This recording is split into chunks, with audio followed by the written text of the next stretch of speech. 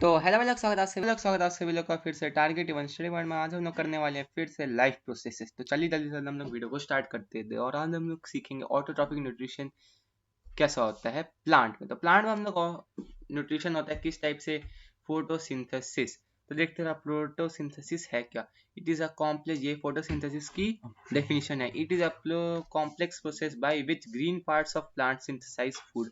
मतलब ये एक थोड़ा कॉम्प्लिकेटेड सा प्रोसेस है जिसमें जो पौधे के जो हरे पार्ट होते हैं ना, ग्रीन पार्ट, वो क्या बनाते हैं हम लोग का, मतलब प्लांट में क्या बनाते हैं, वो फूड बनाते हैं। अब देख लो दूसरा point, this food is prepared by plant from carbon dioxide and water in the presence of sunlight and chlorophyll. और ये जो फूड प्लांट बनाते हैं वो बनाते हैं कार्बन डाइऑक्साइड और वाटर से, और वो भी किसके प्रेजेंस में, सनलाइट और क्लोरोफिल के प्रेजेंस में। ये इक्वेशन आप लोग देख रहे हो, 6CO2 plus 6H2 in the presence of sunlight and chlorophyll give rise to C6H12O, 6 plus 6O2.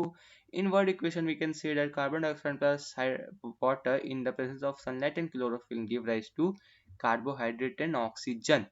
अब इससे हम लोग को समझ में क्या आ रहा है, देखो ये ना बस फोटोसिंथेसिस का रिएक्शन है। आप लोग ये रिएक्शन याद कर लो और आप लोग का plant nutrition 70% done.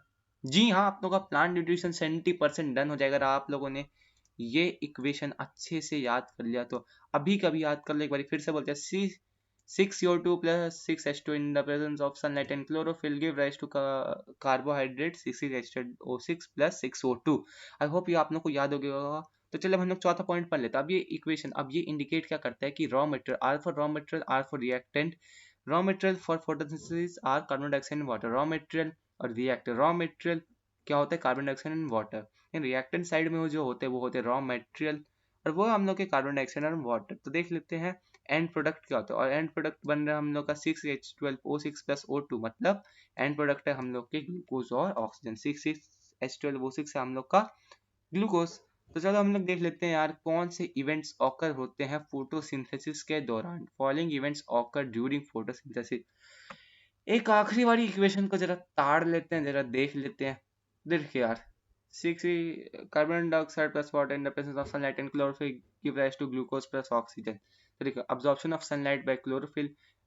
Chlorophyll sunlight को अब्जॉर्व करता है। अब क्लोरोफिल सनलाइट को अब्जॉर्व क्यों करता है, क्योंकि अगर क्लोरोफिल सनलाइट को अब्जॉर्व नहीं करेगा तो क्या होगा, हम लोग का फोटोसिंथेसिस ऑकर नहीं होगा, ग्लूकोज ऑक्सीजन नहीं बनेगा, क्योंकि कार्बन डाइऑक्साइड और वाटर सनलाइट और क्लोरोफिल के प्रेजेंस में ही रिएक्ट करके ग्लूकोज और ऑक्सीजन बनाएंगे। ठीक है ना। तो क्लोरोफिल क्या होता है, देखो प्लांट को ग्रीन कलर किसकी वजह से मिलता है, क्लोरोफिल की वजह से। और क्लोरोफिल का मेन काम क्या होता है, ट्रैपिंग सनलाइट।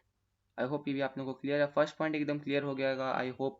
तो हम लोग देख लेते हैं दूसरा पॉइंट क्या है। दूसरा पॉइंट है conversion of light energy into chemical energy and splitting of water molecule into hydrogen और ऑक्सीजन। कुछ समझ में आया, बताता हूँ मैं। देखो लाइट एनर्जी हम लोग का कन्वर्ट हो जा रही है, किस में कन्वर्ट हो जा रही है, केमिकल एनर्जी में। जी हाँ, लाइट एनर्जी हम लोग का केमिकल एनर्जी में चेंज हो जा रही है, और जो वाटर है वो हम लोग का स्प्लिट हो जा रहा है हाइड्रोजन एंड ऑक्सीजन में। अब देखो, conversion of light energy into chemical energy. Light energy मतलब सनलाइट, और ग्लूकोज क्या हम लोग का केमिकल है, वो केमिकल से क्या मिल रहा है, पौधे को एनर्जी मिल रहा है। Conversion of light energy to chemical energy and splitting of water molecule into hydrogen oxygen. I hope ये भी आप लोग को क्लियर हो चुका होगा। तो चलो हम लोग तीसरा और मेन पॉइंट देख लेते हैं, reduction of carbon dioxide to carbohydrate. Reduction of carbon dioxide to carbohydrate. अब देखो यार, मैंने तो यहाँ आप लोग को आई बटन पे लिंक दे दिया, अच्छे से जाके रिडक्शन पढ़ लो। छोटी सी वीडियो है, रिडक्शन अच्छे से जाके पढ़ लो, क्योंकि रिडक्शन इंपॉर्टेंट चीज है। केमिकल रिएक्शन इक्वेशन का यहाँ इस लेसन में भी इसका यूज हो चुका है।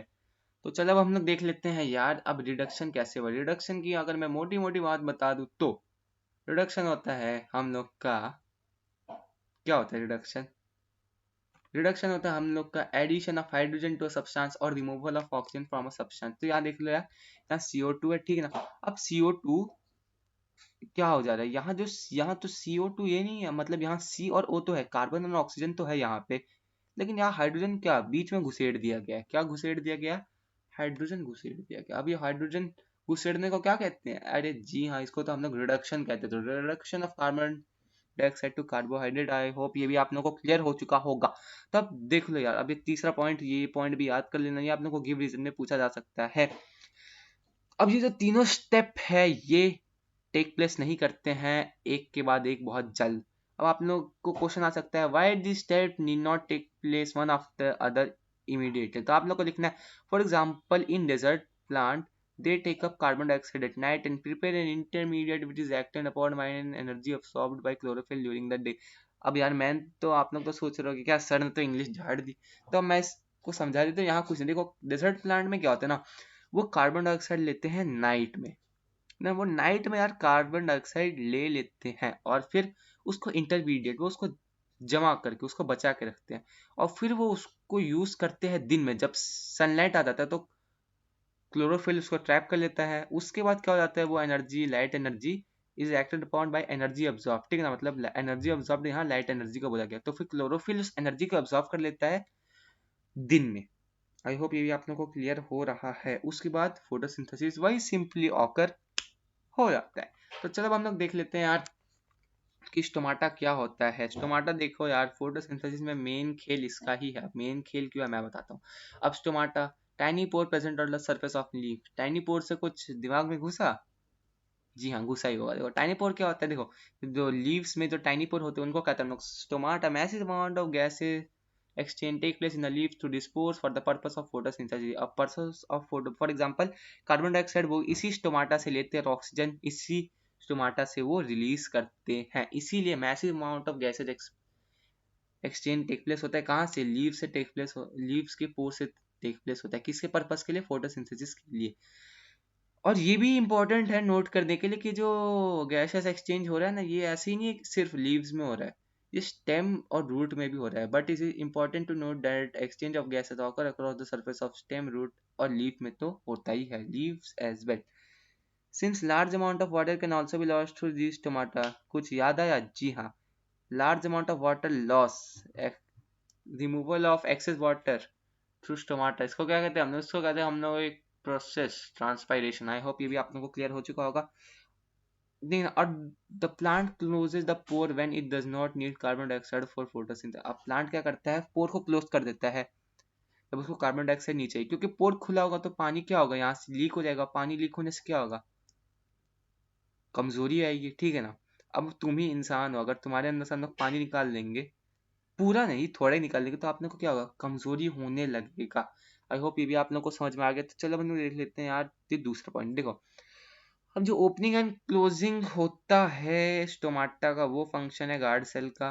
Opening and closing of the pore is a function of guard cell. ये देख सकते हो किडनी टाइप शेप, ये येलो कलर का, ये क्या हम लोग का गार्ड सेल, और ये जो इसमें ग्रीन कलर के डॉट्स है ये हम लोग का क्या? क्लोरोप्लास्ट है। और ये हम लोग का क्या बीच में? Stomatal pore.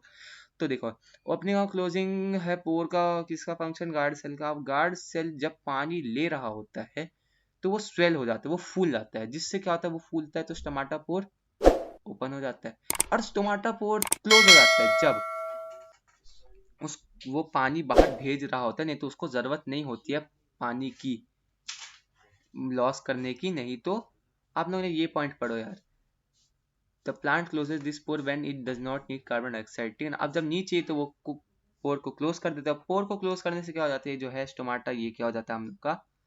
बंद हो जाता है, श्रिंक होने की वजह से बंद हो जाता है। आई होप ये भी आप लोग को क्लियर है। तो चलो हम लोग देख लेते हैं यार ये कि आखिर प्लांट को और ऐसी कौन सी चीजें चाहिए other than carbon dioxide and water, ठीक है। तो देखो autotroph need other raw material for building that body. जी हाँ बिल्कुल चाहिए। अब आप ही लोग को सिर्फ देखो रोटी दाल चावल पानी और भिंडी की सब्जी, सिर्फ ये खाने से भी इंसान जिंदा रह सकता है, ठीक है ना। लेकिन सिर्फ जिंदा रहना ही तो नहीं है ना, मतलब अपने आप को थोड़ा दूसरा, जैसे जिंदा रहने से क्या होगा, बस तुम चल फिर कर पाओगे। लेकिन ग्रोथ के लिए हम लोग को किसकी जरूरत होती है? प्रोटीन की जरूरत होती है, ठीक है ना। हमें इंस्टेंट एनर्जी के लिए किसकी जरूरत होती है? ग्लूकोज की। तो वैसे ही प्लांट में, प्लांट को सिर्फ खाने से ग्रोथ तो मिलती है, लेकिन उससे अपने आप को अच्छे से मेंटेन रखने के लिए, अपने आप को बड़ा करने के लिए नाइट्रोजन चाहिए, फॉस्फोरस चाहिए, आयरन चाहिए, मैग्नीशियम चाहिए। ये सारे मिनरल उसको कहाँ से मिल जाते हैं? सॉइल से मिल जाते हैं। आई होप ये भी आप लोगों को क्लियर हो चुका होगा। दूसरा पॉइंट था हम लोग का वाटर यूज इन फोटोसिंथेसिस। अब देखो यार, जो फोटोसिंथेसिस में जो वाटर यूज होता है वो ऐसा नहीं है वो हवा से आ जाता है, ना ना ना ना ना। हम लोग पौधे में पानी क्यों डालते हैं? क्योंकि वो रूट से वो पानी लेते हैं उसके बाद वो फोटोसिंथेसिस के लिए यूज होता है। तो मैंने ये दोनों पॉइंट भी क्लियर कर दिया। अब देखो, nitrogen is an essential element use in synthesis of protein and other compound, पता ही होगा, ठीक है। अब ये जो this is taken up in the form of inorganic nitrate और नाइट्रेट, इसके फॉर्म इनऑर्गेनिक नाइट्रेट और नाइट्रेट में ले लिया जाता है, नहीं तो, और it is taken up as organic compound which has been prepared by bacteria from atmospheric nitrogen. ये भी समझा देता हूँ इसका मतलब क्या। देखो, ऑर्गेनिक जैसे ये तो भाई इनऑर्गेनिक है नाइट्रेट और नाइट्रेट, अब इसको बैक्टीरिया जो है वो ऑर्गेनिक कंपाउंड में चेंज कर देता है, जिससे ये एटमॉस्फेरिक नाइट्रोजन को वो किस में ऑर्गेनिक कंपाउंड में चेंज कर देते हैं, और इसकी वजह से क्या होता है, वो और भी आसानी से फोटोसिंथेसिस, मतलब फोटोसिंथेसिस बोल रहा हूँ, और भी आसानी से उसको टेकअप कर सकते हो और अपने ग्रोथ के लिए यूज कर सकते हो। तो आई होप आप लोग को ये लेसन अच्छे से क्लियर हो गया होगा। वीडियो को लाइक कर देना, चैनल को सब्सक्राइब करना, अपने दोस्तों को शेयर कर देना। मिलेंगे नेक्स्ट वीडियो में जल्द से जल्द, जो भी होगा हम लोग का न्यूट्रिशन इन अभी, तब तक के लिए बाय बाय।